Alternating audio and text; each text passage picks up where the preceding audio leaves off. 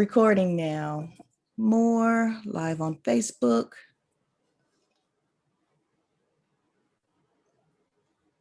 Share in group. Group name. Coaches host engaging in profitable virtual summits. Private group. Next.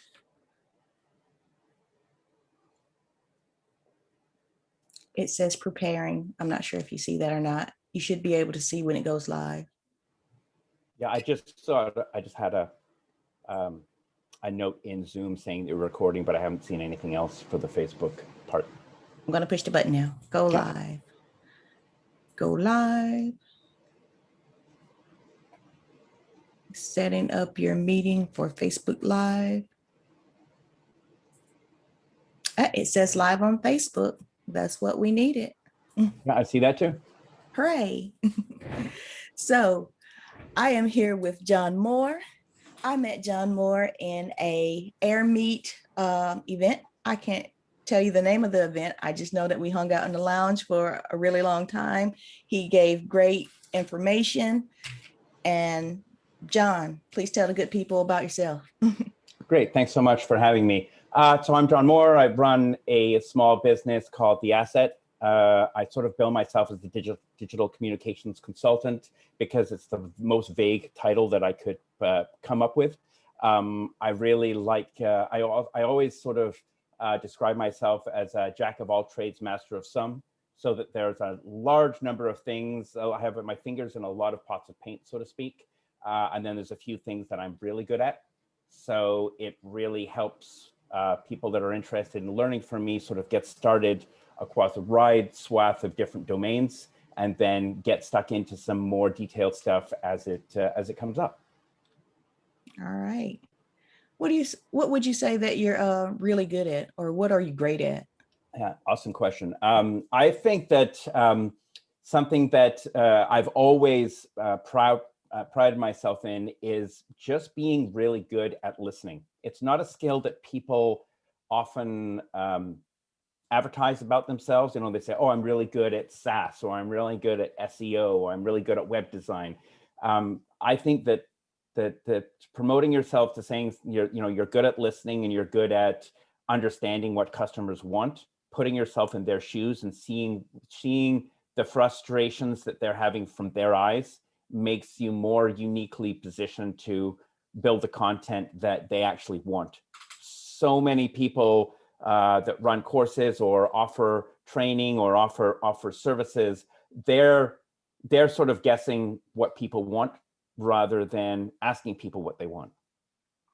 And so when one of the services, when I was first getting started in helping people out virtually, for example, instead of saying to someone, sign up for my portal, my learning portal, where you get access to thousands of videos or hundreds of videos, sort of generic videos about how to do various things. Instead, I said, how about you just let me know what you want to do this month, and I'll build a few videos for you around those tools or around those processes. So then, you're basically getting access to customized content and customized learning.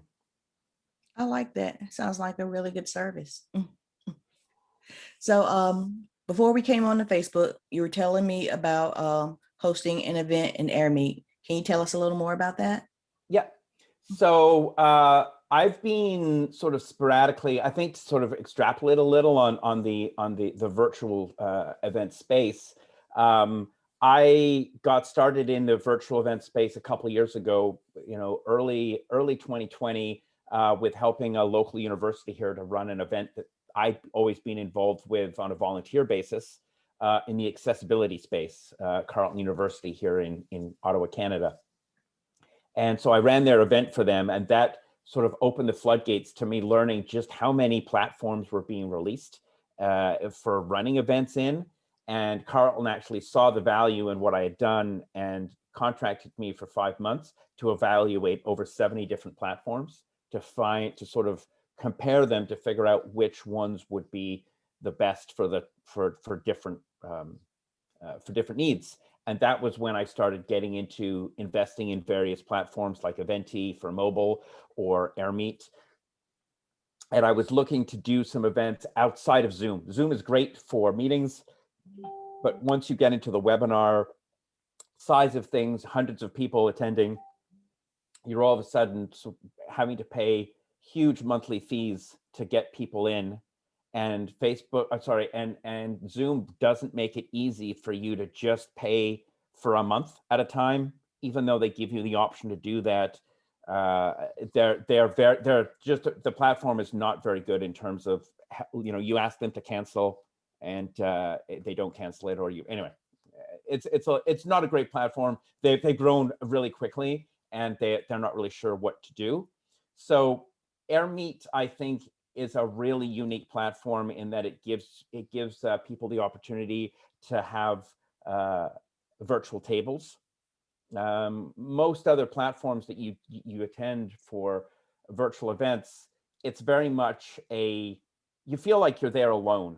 I mean, there's a chat bar on the side and you can sort of type to people, but if there's 150 people in the chat, or 250 or 1,000 people in the chat, you can't have any conversations there at all. So it's basically kind of like you driving a little bubble into a meeting room, and it's just got a little window where you can see the speaker. You can sort of hear people around you, but you can't interact with them very easily at all. And so you sort of consume the content and then leave, and you don't really get any of that socialization aspect that you get from live events. And so I think Airmeet is a bit unique in that they do offer the option to have tables that you can sit at. You can turn your camera on and you can chat with people. And Erica and I both agreed when we met in our last Airmeet, and in the chat, the preamble we had before this live event that we're doing now, that we both love going to these events, not to actually consume the content from the speakers, but just to network and to meet new people and to grow our networks. It's true. And I want to say that what's actually kind of interesting, I think, about, I just had a meeting before this one with someone in Scotland who teaches how to use LinkedIn to grow your brand. And one of the things that I let her know is that whenever I add someone to LinkedIn, I send them a message immediately and book a quick hour-long exploratory chat conversation video. I'm not trying to sell them my product. I just want to get to know who they are. And if people don't book that up, or it gets canceled a few times and I can sort of see they're not really interested in making half an hour of time for me, I'll just remove them from my network. I really want to make sure that my network is very genuine, and the people that I have there are people that I can recommend to someone else because I've talked to them in person. And so Airmeet sort of operates as a way to have that conversation without having to book it later, So like, for example, at the tables we had at the last event where we met, you and I got to have our preamble around a number of other people. And so you have all these conversations happening organically, and then you already know what these people are about. You've already sensed their energy. You can already see whether they're a good fit and a genuine person, and you can just add them directly to LinkedIn without having to schedule those. So I think that's where Airmeet really excels. Yeah. Another thing I liked about Airmeet, that event we were at, the lounge didn't close. I was in that lounge till about 10 o'clock that night. Right. And I got on about maybe 2 or 4 o'clock. So yeah, the lounge is great. Yeah, and even in the event that I'm looking at running at the end of March, called Pivot Fest, which is basically to allow people to share stories of success from 2020. I think in 2020 and also in 2021 already, people love to sort of, misery loves company, right? Everyone was sort of feeling down about the kind of stuff that they were doing. Everyone was commiserating together that it was a miserable year and we just couldn't wait for it to 2020 to be over and 2021 to start. And now this year's off to a slow start. So we wanted to flip that on its head. We wanted to go and identify people like myself. I had a huge amount of growth in what I do in my business in 2020 and 2021, because I saw the need. I identified what the needs were very, very quickly, and was able to sort of cater and pivot and cater some of my services to help people virtualize and to help people be successful virtually online, and to automate a lot of their SaaS products. Yeah. So I think that, yeah, so many the event that I'm running basically allows people to share their successes, and to sort of also offer some workshops for people to talk a little bit about how to emulate those successes in 2021 and to be more successful online. Okay. So you got the workshops going, and we both talked about the lounge and how we like to network. Will you provide any networking before people go to the lounge, or would you like give them some kind of tips of how to network or how to form JV partners or something like that? Yep, great question. So there's a couple different things. I definitely feel like, if you're running your own event, if you're selling tickets, if you're getting people in whatever way you're doing it, I think that opening the room early and giving people the ability to sort of mingle in advance allows you to provide a bit more value for your speakers. As you said, Erica, when you go to an event, you spend all your time in the lounge. I mean, I guess the speakers don't care whether you're there or not, but if a speaker only sees there's 25 people in the room because there's 180 people out in the networking lounge, it can be a little demoralizing to them. So I think that offering some a significant, let's say 45 minutes, even to an hour of networking ahead of schedule, to let people who want to get there just to network, to sort of get that out of their system, and then also keep your speaker session short. Originally, we were going to do 45-minute chats with 15-minute questions, and we've now completely reversed that, and we're doing 20-minute talks with 10-minute questions, so that, if you are someone like you or me who's just there to network, you can take a 20-minute break to, put yourself on mute and to sort of consume content and have a coffee and just sort of take a bit of a mental break, and then get back to the networking without feeling like you've missed a huge chunk of opportunities. Will you allow your speakers to brand the tables before in that open session and hang out Yeah. in the lounge also? Yeah. So what we're doing is we're giving all of our speakers sponsorship booths for free. So, I mean, we have a couple sponsors that are not talking, that are not speakers, but what we've done is we've basically, as a sort of a way to give back to the speakers, and also as a way to sort of promote, a bit of a clever way to keep them around.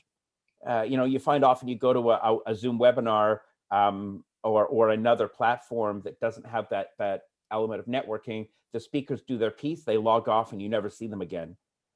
So by giving them a sponsorship booth that they can use to promote their own content, to share special deals with, or just to sort of have a place where people can go to them, we've basically given all of our speakers a sponsor booth, and then also, of course, still ask them to stick around and network with people in the rooms. But by giving them the sponsor booths, it allows people that are interested in them to sit down at their table without waiting for a spot to free up. All right. If you're in a networking group and there's let's say you go to a networking group and Bill Gates is there to present. If there's 8 slots at that table and he's taking up one of those slots, there's never going to be a free seat for you, right? So if you can use the sponsorship booths as a way to allow almost unlimited visitors to be able to engage with you, because there's always going to be a seat for someone else to come and sit and sort of talk to you. I have a question about the sponsorship booths, but I want to get your opinion on this. As a speaker, which would you think is more important in Airmeet, backstage or hanging out in the lounge? Great. That's another awesome question. I feel like that sort of puts me on the spot a bit. I would say that it depends on the speaker. Sort of as a way to kind of weasel out of the question. I think that some speakers will get a lot of value out of the Backstage, because they are not there. They're not hungry to get themselves, like for example, someone that sells a learning course online where it's all automated content. They're not going to get much value out of sitting in the back room with the Backstage with the other speakers. They're going to get a ton of value from getting out there on the floor and getting people to their sponsor booth to sign up and to buy into their memberships. So they are going to see the value in the networking side in terms of volume, and that's what you get from the networking piece. Whereas someone that is more abstract, maybe someone that is already has a team that looks after all of their lead gen for that kind of content, and they're looking for partners, or they're looking people to collaborate with. So for example, if you're running a podcast, you're not going to get any value out of you're not going to necessarily get a lot of value in finding new people to talk on that podcast from the networking group. But if you're Backstage with 6 other high profile people, those are the people that you want on your podcast, and you have the unique opportunity. You're basically forcing them in front of you. You know what I mean? Like again, if I was Bill Gates and I'd never met with Gary Vaynerchuk, right? If I was in a Backstage event with him, we're instantly in each other's laps. There's no other really excuse other than to talk shop and to see what synergies might exist. Yeah, it makes sense. When I was a speaker Backstage in Airmeet, I felt like I was missing out. But when I was a speaker, I didn't know anything about forming partnerships. Right. I just knew I wanted to network with other like-minded people. I know networking is a part of JV partnerships, but at the time I didn't know that. Right. Right. Okay. My other question was about the sponsorship booths. When I went to a sponsorship booth and I clicked the button that says, I'm interested in what you do. Yeah. They didn't get my email, and I had to wait for the host to end the event. Okay. And, I like the events to stay open so I can stay in the lounge and chat, but I had to wait to the event to end before that sponsor got my email. And by then, like with us and our event that we were in, I can't remember that event anymore. Right. Do you have any opinion on how to get around that? I mean, I know there's a chat button. Yeah. Yep. Again, another really great question. I would say that when I'm trying to remember when we had our event, I know that they had only recently opened up the conference side of Airmeet. So I don't recall whether the event that we did was the conference interface, or was just the more generic event interface. But I know that they just released a huge rollout to improve the way that the sponsorship booth works. It actually allows you can give your, so this is great. This is a 2-tiered sort of conversation to have, because you can use because I think that people that are listening to this, or people that are watching this, might be people that are running events, but they also might be people that are looking at building the platform to help people run events as well. So there's value on both sides of the page, right? And that the great thing about what Airmeet has done recently is you can basically customize what the booth looks like. I like that.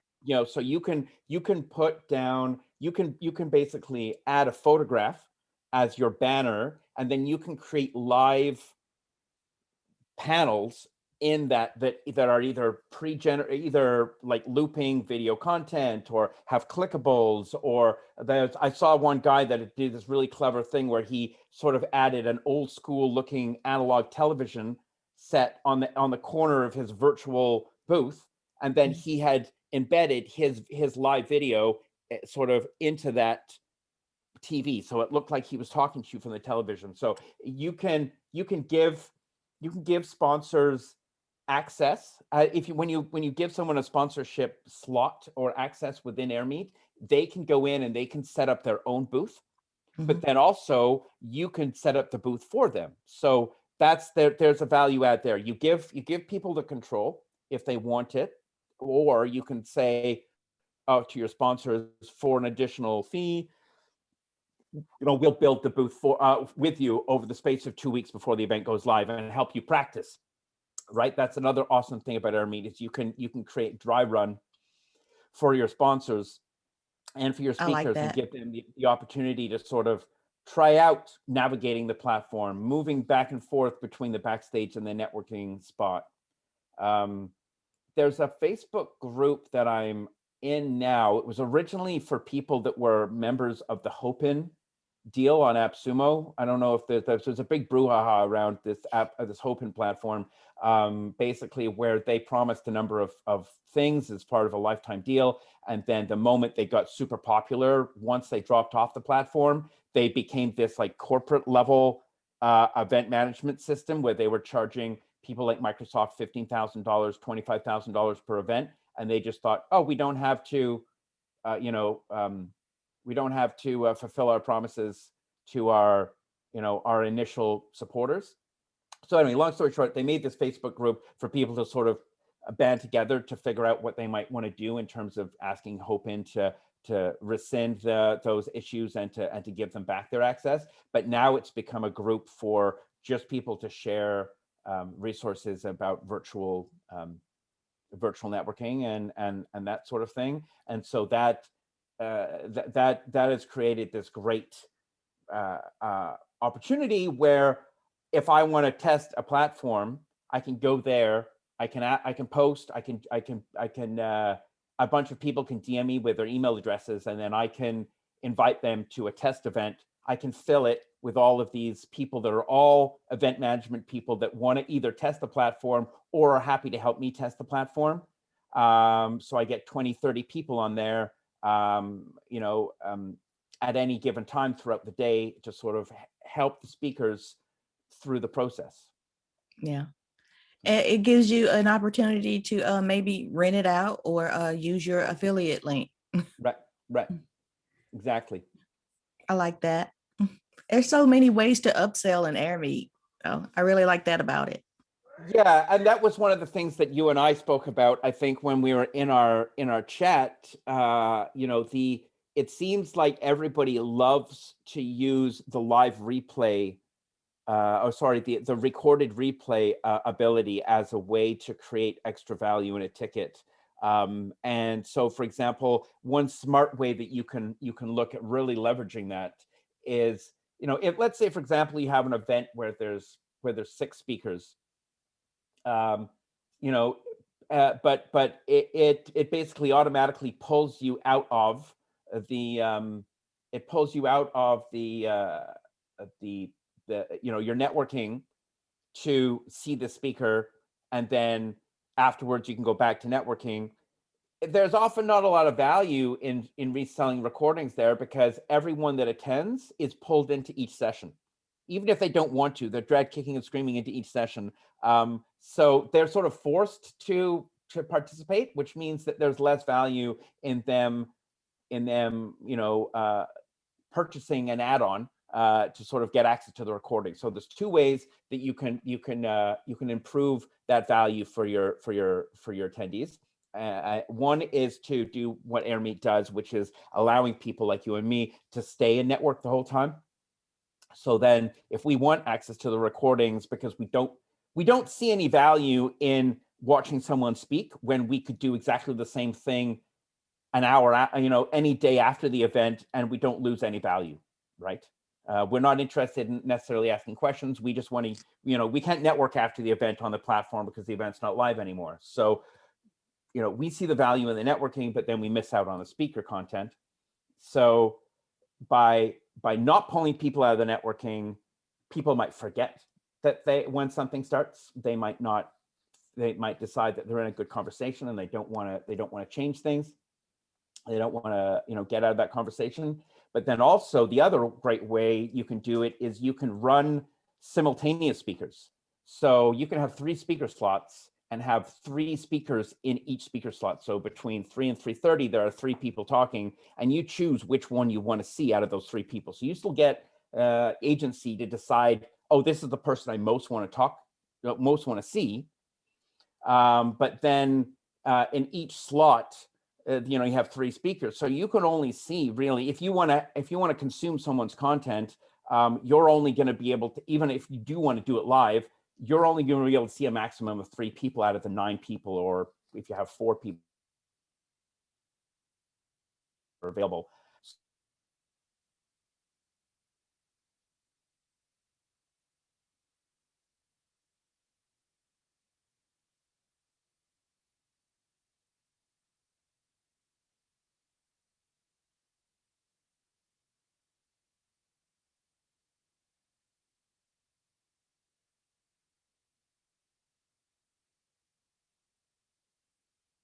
Oh, I'm sorry, I was muted.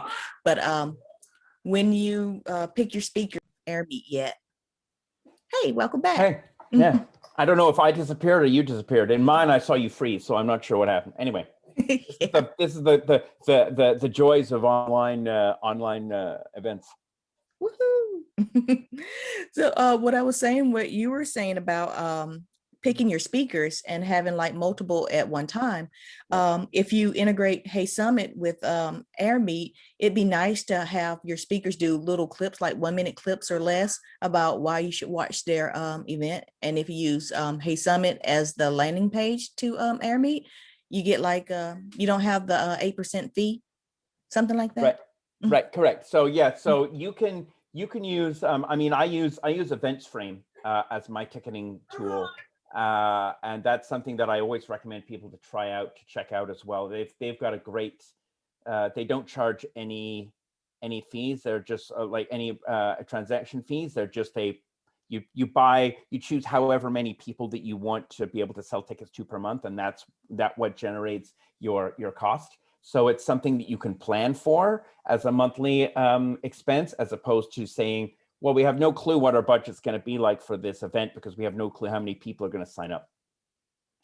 The other thing that I do as well for my events is I use landing pages, and I provide my speakers with their own landing page that I host.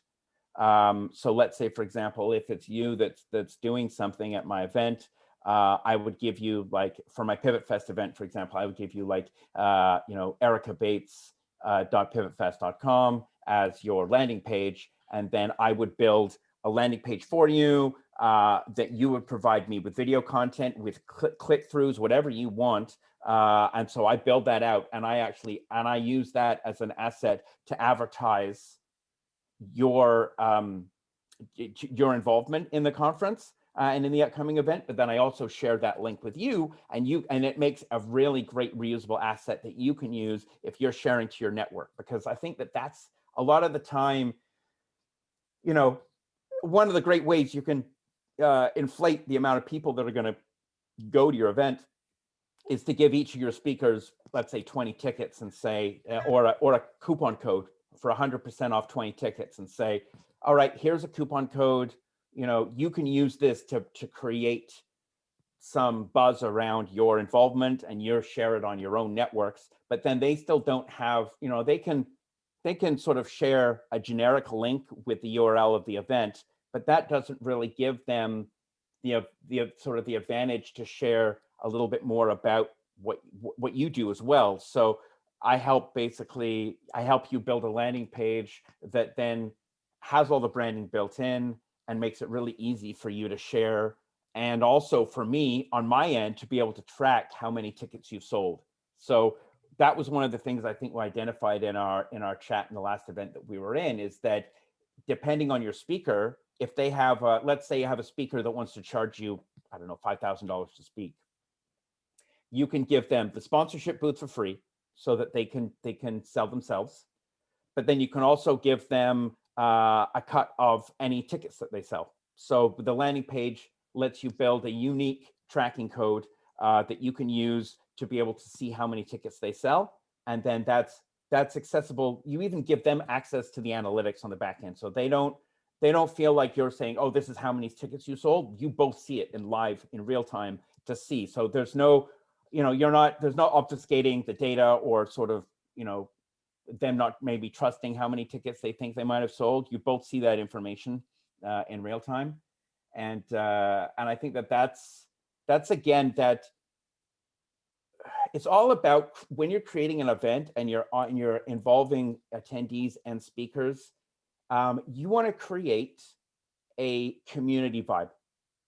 I love giving my speakers the ability and the opportunity to help me craft the event. So, for example, I think I was saying to you, I don't remember if it was in this event or sorry, in this chat or just in the preamble, but what we were originally looking at doing 45-minute slots per speaker with 10 to 15 minutes of 10 to 15 minutes of questions afterwards. But instead, one of our other speakers said, don't do 45 minutes. People aren't going to watch for that long. Instead, just do 20-minute slots. Then people will watch the whole thing. And so we immediately, we saw the value in that and instantly sort of pivoted to that new way of running the event. So that if you're doing that, that kind of involves your speakers as partners. I like that. You gave me a lot more ideas of how I can use Hey Summit with Airmeet now. Right. Yeah, so that's going to be really great. So when is your event for Pivot? It's March 31st in the afternoon from 1 p.m. to 3 p.m. So I'm happy to share. I guess once I'm able to engage with this post on Facebook, I can post some links. I can see if I can post. We've got an early bird on right now, where if you buy one ticket, you get a second ticket completely free. That's nice. So that's what we wanted. We wanted to give people access to be able to immediately get access to join in, and then also bring a friend, right? Because then you can even bring a team member, but you can also bring someone else you think might have some value in it. So right now our early bird is $9 Canadian. So and that gives you 2 tickets. So that's nice. Yeah. And so full ticket price is 25 Canadian. And that gives, but if for whatever reason the early birds end up selling out for whatever reason, and you're still looking for a bit of a discount, just toss me a message or email me, Jon@pivotfest.com, Jon@pivotfest.com, and I'm happy to try and see if I can sort out some discounts for people who are watching this and interested in attending. So that's really nice, because me hanging out with you in the Airmeet Lounge, I already knew that you were brilliant and you had generous information to share. So giving this away for $9, that's amazing. Yeah, we want to be able to sort of share or balance people that are inspirational speakers with messages of hope. So people that are just looking to sort of get inspired can just listen to all of our inspirational speakers, but then there'll also be workshops being offered by a number of people. And these are what's great about running your own event is that you get to involve the people that you're most passionate about sharing with the world. As much as it's great to be potentially at that level, like I said, where you can hire or get the interest of someone like Gary Vaynerchuk or Bill Gates to come and talk, and that immediately creates a ton of value. When you're running a small event and you're only charging a few bucks to sort of cover your costs, really, you can involve people that are really hungry and people that are growing at the same rate as you are, and you'll end up giving your attendees a real opportunity to network with these people one-on-one, right? And that's how something like Airmeet provides that functionality. So what I like about the bring a friend. I've heard that Clubhouse got their momentum by saying it's exclusive and you're only allowed to invite so many people at a time. So it's that word of mouth advertising that I really like. So that bring a friend thing, that's genius. I'm really looking forward to seeing Clubhouse being on both platforms. Right now, it's Apple only, and I'm an Android guy through and through. I have an iPad, so I was able to use that to sort of build my, to book my username and to do all that kind of extra stuff. But unfortunately, the platform isn't even optimized for iPad, for iOS either. So you get this huge, inflated image, low resolution, because it's not a responsive app. It's basically a phone app that it just blows it up in terms of the visuals. So I'm looking forward to it being on other platforms. I really am not I really hate that kind of like, iOS exclusivity. And I know that Apple's been doing it for years. They're Think Different, and, people love Apple because they love sort of being Apple fanboys, which is fine. I worked for Apple for a number of years, and I was a big Apple guy for a long time as well. So I understand what it's like, but I am a full convert to Android now. And me too. Yeah, it's I always say that Android is for people that are really looking to customize their experience with their mobile rather than sort of everyone's home screen looking the same. There's a bit of a learning curve to really maximizing Android, but anyway, mobile is something I'm very interested in, but that's sort of one of my hobbies. So it's something that I can talk about for a very long time. And part of the services that I offer is making sure that when people are, when I'm helping people prioritize and reevaluate the SaaS products that they're using now to sort of automate their processes, figuring out how they can use mobile to further increase that automation, or figuring out a way that they can use mobile to stay in touch with their team throughout the day is sort of part and parcel with everything that I do. It's always alongside all the desktop tools and stuff, because we're on our phones so much, Airmeet says that it's not a mobile app yet, but I find it works just fine as long as you're on Chrome. Yep. And I think it's one of those things where, again, people that are on Apple are often just using Safari by default. They don't really know the difference between Safari and Chrome as a browser. They just see it as internet. And it's the same thing with people on Android. People that use Samsung, they're not going to use Chrome because their phone comes with something called Internet, which is Samsung's browser, and it's sort of part of Samsung's cloud sign-in that they sort of push you into, so that you're using that as opposed to Google's tools. And so that can actually be detrimental. I did an event for the Canadian government in September last year, and one of the things that we struggled with was all these people were visiting the event on their mobile phone, and they weren't using the Zoom. We were using Zoom webinar, and they weren't using the Zoom app. They were attending through the Zoom web app, and that was breaking. That didn't allow the host to force the view that everyone should have consumed, so they weren't getting the closed captioning that we were providing. They weren't getting any of the value that we had painstakingly spent a lot of money investing in that infrastructure so that people would get the captioning and people would get the translation, the simultaneous audio translation streams. And they were complaining in the chat saying, XYZ, we can't access this. They had been emailed ahead of time. They had been informed that they had to use the web client. They were even handheld through updating their client so that they weren't affected by the bug that was unfortunately rampant when we were running our event. So I think that's a message to take on as well, is that no matter how much prep you do, and no matter how much time you spend in trying to get the speakers involved in learning how the platform works ahead of schedule, there's always going to be that person that thinks, oh, I know what I'm doing. And then they're the one who, you can't hear them. Their audio's not working. I haven't updated Zoom like they were.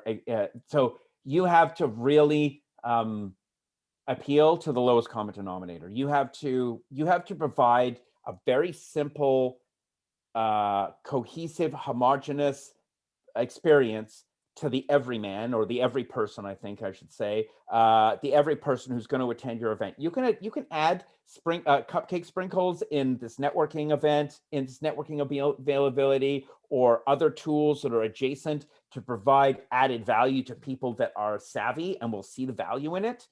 But that can't be what you use to advertise to everybody. You need to have a really cohesive, valuable event experience for the traditional attendee that just wants to sign in, click on seeing Gary Vaynerchuk, see their half-hour chat, hope that they can ask him a question and sort of have, set their hand up and say, hey, Gary, longtime fan, sort of thing, and interact with the celebrities, so to speak. And that's what they want, and that's fine.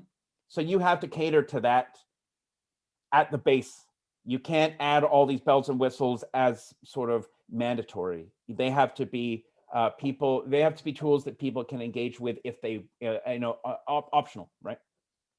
So in Appsumo right now, there is a warm welcome and quick pages. And I really have considered using those to not only say welcome to the event, but to do a walkthrough of how to use Zoom or Airmeet or Hey Summit, something like that, to tell them where to go. But maybe I went to an event where there was a check-in, a 2-day check-in from 11 a.m. to 7 p.m. Yep. And what you do is you go into a room and they ask you if you know how to use stuff. And if you don't know how to use it, they show you how. And I thought that was pretty neat. And I thought that was something I would incorporate for another event of mine. Yeah, and that's the great part about Airmeet,